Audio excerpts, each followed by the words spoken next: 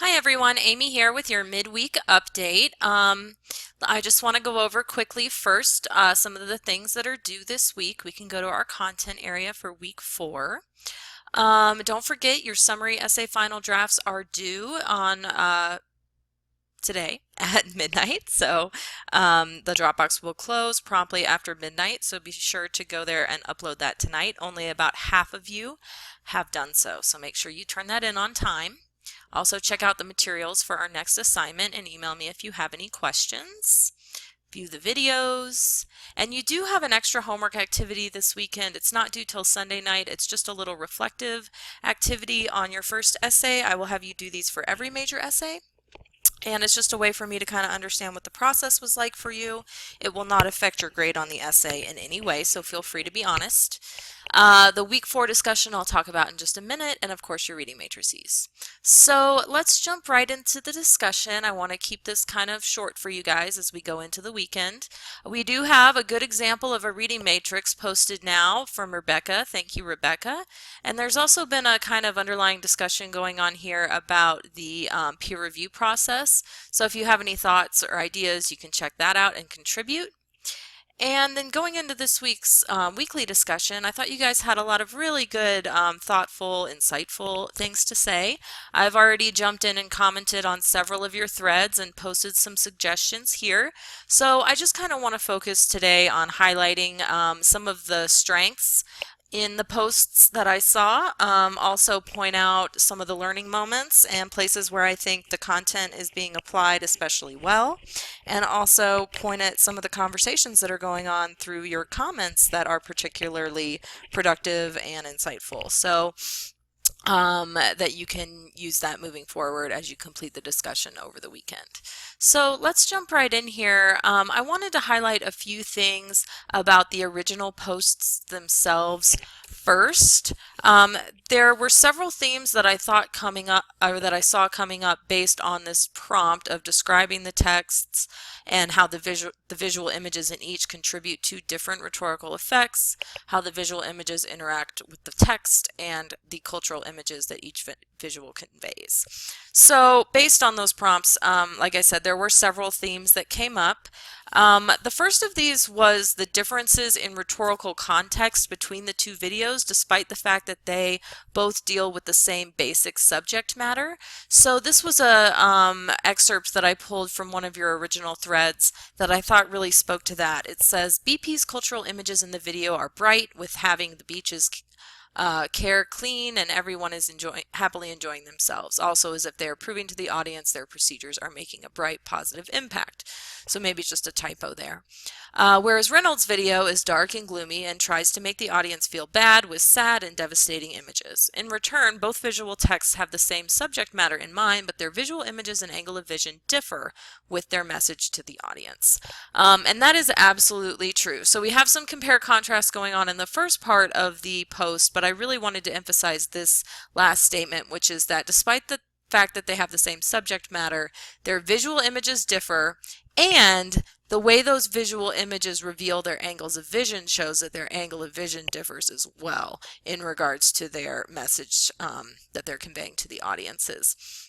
And so that is probably one of the biggest takeaways that I want you guys to understand about the rhetorical situation and reading critically, is that you may have a text with, or two texts, I'm sorry, with very similar subject matter, and even to an extent similar rhetorical purpose if they're both trying to persuade you or inform you or something along those lines. But depending on who wrote it and the audience that they're trying to reach, the text is going to be very, very, very, very different in terms of how it actually gets put together, the words and images that are included, the ways that those words and images are conveyed will be different, and so on. So pretty much everything in a text is contingent upon the audience most of all. Regardless of if the subject matter is the same, a simple shift in audience and also to a just slightly less extent writer can have a drastic impact on the kinds of texts and images that are included and how they are presented to the audience. So I thought that that really was summed up nicely here in this post. Another theme that I saw recurring was the compare contrast of the two directly in regards to some of those different features that were being used to convey their rhetorical effects. And so I wanted to pull this one out because it does a good job of what I had suggested in my initial pinned post for this week, which was that I wanted you guys to try to compare and contrast. Sorry, there's a typo there. There should be a G on the end of contrasting. Comparing and contrasting as you go, as opposed to discussing each of them separately. So here's an example of that. Both videos held very strong characteristics on a few things. First, I noticed that the music was very depressing at the end of the price of a gallon video, whereas the music was very uplifting and played throughout the entire BP video. So that is taking one feature, music, and comparing and contrasting the two directly. The second thing that I noticed was the contrast and brightness of the BP video compared to the darker, gloomier price of a gallon video. So again, instead of saying all the things about price of a gallon and then all the things about BP, they talk about the two together in regards to each characteristic, and that is an effective mode for compare contrast. So I was really glad to see that. Here, the only thing I would suggest though for this post maybe is to then push it a little bit further and actually even talk about, well, therefore, what was the effect of this? So the second thing that I noticed was the contrast of the and brightness of the BP ad as opposed to the gloomy, darker price of a gallon video. Okay, well then what is the effect on the audience, either emotionally or in terms of how they feel about the trustworthiness of the writer, or just understanding the overall logic of the argument in general. So I did see that several of you were talking about different points like this and then interpreting the significance of those. So that was very good to see as well. One thing that I saw that was very impressive this week was that several of you were pointing out things that were left out of the ads in addition to not only what was included in the ads. And so if you recall back to the reading on angle of vision, you'll notice that selection and omission of details is one of the strongest features that can contribute to or reveal a writer's angle of vision. And so omission of something can oftentimes be as important as inclusion or selection of something. So the details that you choose to include or exclude will drastically affect the way that your audience receives the information, obviously. So here we have, in BP's video, Lamond does not mention any connection between the company and clean beaches and tourism on the Gulf Coast. However, by layering the audio with images of scuba diving and crowded beaches, they are trying to create connections between their company and a healthy environment. Likewise, the NRDC never directly states that drilling for oil will destroy ecosystems.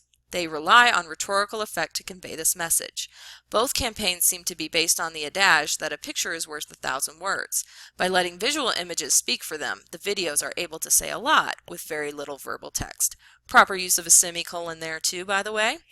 I'm proud because I think I've had this student in a class before. So anyway, I really thought that this was a good example of that selection and omission of details that I was just talking about. So they've left this out, they've selected this, and that's what helps reveal their argument and, to an extent, also their biases and their angle of vision. And then the same thing about the NRDC here. They do not say that drilling for oil will destroy the ecosystem, but they rely on kind of an underlying effect to convey the message. And then of course the emphasis on images here was something that several of you emphasized in your comments on this post.